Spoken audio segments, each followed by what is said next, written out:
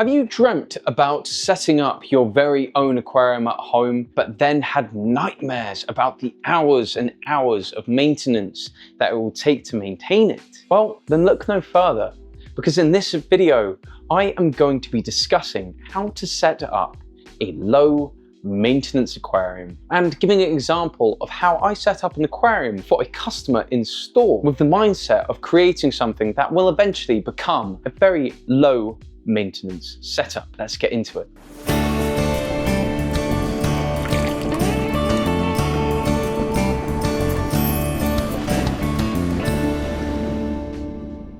Hello and welcome back to another video. My name is Harris Bard from Pond Life Aquatics and Tropical Fish London. I am an aquarist with over 20 years of experience in keeping tropical fish, and I run Northwest London's biggest and best aquatics centre. And in today's video, I am going to be telling you exactly how you can set up a low maintenance aquarium at home. The best way to explain how to set up a low maintenance aquarium is to first go back to some fundamentals, which I think can best be explained by Diana Walstad. Diana Walstad is a scientist who came up with something called the Walstad Method. Now, this is an ideology of keeping aquariums with the single mindset of creating something that is almost a closed loop ecosystem. This is also known as a dirted aquarium, which uses natural compost capped with 2 to 3 inches of gravel with a variety of different aquarium plants planted into it,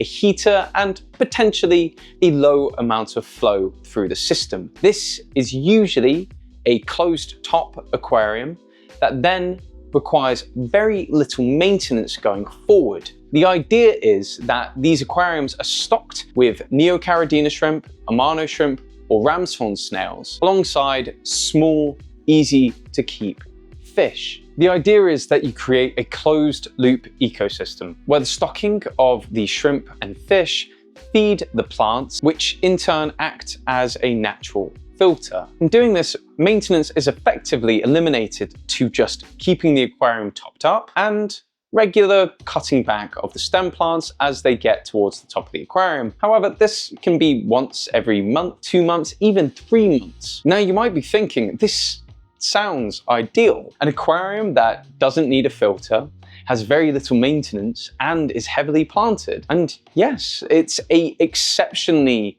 cool concept. Personally, I want to set up a Walstad Method aquarium in store, just so I can show people what is possible with a little bit of experimentation within the aquarium trade. However, I don't think it's necessarily the be-all and end-all for aquariums. There are some setbacks with it. The first being is that the initial cost of setup is somewhat high. This is because you have to spend quite a substantial amount of money in getting as many plants as you can possibly afford in the initial setup. This can be bypassed by allowing the plants to grow in over time and reseeding them. However, this does require a period of ongoing maintenance where you do regular water changes to make sure that you don't have any imbalances in the water quality, particularly if you're going to stock the aquarium during this period. It also makes cleaning your gravel somewhat more difficult, as this can become a mucky process, and I generally wouldn't recommend cleaning your gravel at all in a Walstad Method aquarium. I'll talk about this more when I actually go ahead and set up a Walstad aquarium in store. And it can be somewhat limiting in what you can actually stock, as having higher stocked aquariums does tend to lead to higher variability when it comes to water parameters due to the amount of waste that's being produced. Another potential downside of the Walstad Method is that the photo period that you have to have does vary wildly. Now, this is the same for a lot of aquariums. You have to play around with your photo period. However, having such dense planting, you have to give it sufficient amounts of light. And usually you are going for a low-tech aquarium when doing a Walstad Method, so you're not going to be having extraordinarily high lighting. So you have to extend that period, lots of plants, so that you can find that balance. That being said, I think looking at the Walstad Method and understanding that having loads of aquarium planting can help maintain stable and constant water parameters, even without the use of a filter. So What happens if we just use a filter as a boost on top? This balance, however, is what I tend to take away from the Walstad method. And I think it's something that can be applied to pretty much any aquarium, particularly just in the hobbyist community, to try and create something that is fundamentally as low maintenance as possible. Take this aquarium that I set up for a client install the other day, for example. He explained to me that he goes away on weekends. There's going to be periods where he can't maintain the aquariums for weeks and weeks. And he wanted to go for a Fluval Flex 37. Now, this is a great choice for a low maintenance aquarium. It has a high capacity filter in the back that has lots of variability, and you can get 3D printed parts to make it even higher capacity. Obviously, we don't have that capability in store, but they're very easily found online, and I am working on getting a 3D printer so that I can sell our very own Pond Life brand 3D printed parts for aquariums. But I digress. The aquarium as it is has more than enough filtration with a good amount of flow. He wanted this aquarium aquascaped in a way that meant that it would grow in over time and then eventually lead to something that is very low maintenance. So applying the Walstad methodology without going exactly into a dirted aquarium, we set off with choosing out the hardscape. We played around with exactly what we wanted to go with, but it's important when creating an aquarium like this that you do have some form of hardscape that you can attach epiphytes to. I'll get more into the planting later, but epiphytes are a form of plant that you attach directly to hardscape, and they're wonderful. Once we had the hardscape down, we decided on the aqua soil we were going to go for. We decided on an Awasa Scaper Soil Small. This is a smaller form of Awasa's popular Scaper Soil, and I think it's fantastic. It is a much smaller grain size, and it adds a huge sense of perspective in smaller aquariums. Once we got the soil into the aquarium itself, we started to position the hardscape exactly where we wanted it. It was at this point that we realized that there realistically wasn't enough scaper soil to fill the entire aquarium, and because of budget constraints, we decided that we were going to stick with this single bag. To combat this, we decided to go for a beachfront aquarium, which isn't ideal for low maintenance, as it means that he is going to have to vac it off to keep it clean, but in the long term, it's not a huge issue at all. Once the hardscape was all in position, I used super glue and some tissue paper to secure it all in place. This is important when setting up an aquarium initially, just so that you don't get your wood floating up. But I'll discuss this more when doing aquascapes in future, and I've discussed it previously on my desktop aquarium, which I'll leave a link to in the description. Now, on to the planting. The first thing we decided upon was Java Fern. Java Fern is a wonderful, wonderful epiphyte, and it is a slow growing plant. Now, the Walstad method articulates that you want a various mixture of fast growing, medium growing, and slow growing plants. Java Fern fills the slow growing portion of this wonderfully. Epiphytes are a species of plant that take nutrients directly from the water column. This is because they have a rhizome that attaches to hardscape, so they're not actually directly taking nutrients from the soil. These really, really nicely complement the idea of slow growing plants in the Walstad method, and personally, I absolutely love them. An alternative to Java Fern can be anything like Anubias, Bucephalandra, Bolbitis holdulti, pretty much anything that you're going to attach to your hardscape that's going to be slow growing and is going to take nutrients directly from the water column. Next up is your fast growing stem plants. Now, realistically, if I was going to be making this as low maintenance as possible, I would be going with 3, 4, even 5 pots for an aquarium this size. I went for Limnophilia heteroflora, the express idea that as this grows up, the client cuts it and places it back into the gravel to propagate and grow on. Limnophilia heteroflora is extraordinarily fast growing, so we'll be using up loads and loads of nutrients as they grow, helping to keep your parameters stable. In an ideal world, setting this aquarium up using more stem plants is obviously going to make your water parameters even more stable than they already will be. Obviously, in this aquarium, there's going to be the natural nitrogen cycle taking place, as is with all Walstad method aquariums anyway, but in this aquarium, you're also going to have the biological boost of the filtration system itself. Finally, for your medium speed growing plants, we went for cryptochrome. Now, I love cryptochrome. I use cryptochrome in pretty much every single one of my aquascapes. I think they're wonderful. They come in all different shapes and sizes. Some grow slower than others. Some are very small, like cryptochrome parva. Others are huge and sprawling, like cryptochrome crispa. And all of them have so much charm and are so easy to grow. I would have gone for, again, 2 or 3 of these, but there was a tight budget on this aquarium, so needs must. We went with 1 and split it into as many small plantlings as we possibly could. You can see when planting out this single pot of cryptochrome, we got loads of small plants to spread around the aquarium. We finally finished this aquarium off with something that I think most aquariums should utilize at some point, was moss.